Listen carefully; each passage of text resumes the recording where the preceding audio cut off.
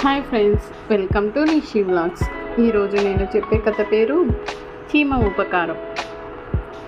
చీమ ఎలాంటి ఉపకారం చేసిందో ఈ కథ ద్వారా తెలుసుకుందాం. ఒక అడవిలో ఒక నక్క, తోడేలు, జింక తమ జాతి వైరం మర్చి ఎంతో స్నేహంగా ఉండేవి.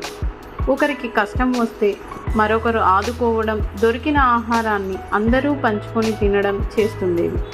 చెట్టాపట్టాలు వేసుకుని అడవి అంతా కలియ తిరుగుతుండేవి. ఒకనాడు ఒక గండు చీమ ఆ దారిన పోతూ వీటి స్నేహం చూసి ముచ్చటపడింది. మీ ముగ్గురి స్నేహం చూస్తుంటే నాకు చాలా సంతోషంగా ఉంది. జాతి వైరం మర్చి మీరు సంచరిస్తున్న తీరు నాకెంతగానో నచ్చింది. నేను కూడా మీతో స్నేహం చేయాలనుకుంటున్నాను. నన్ను మీ జట్టులో చేర్చుకోండి అని చీమ అడిగింది. అందుకు అవి నవ్వి, ఓసి చీమ, నువ్వు చూస్తే ఇంత చిన్న ప్రాణివి, మేము నీకంటే చాలా పెద్దవాళ్ళం. నీలాంటి అల్పజీవితో మాకు స్నేహం ఏమిటి అని ఎగతాళి చేశాయి. పాపం చీమ చిన్నబుచ్చుకొని, మిత్రులారా, అలా అనకండి. ఈ సృష్టిలో ప్రతి ప్రాణి వల్ల ఏదో ఒక ప్రయోజనం ఉంటుంది అన్నది చీమ. కానీ అవి చీమతో స్నేహం చేయడానికి ఒప్పుకోలేదు.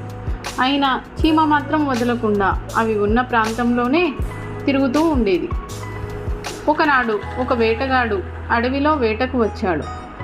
నక్క, తోడేలు, జింక అతని కంట పడ్డాయి.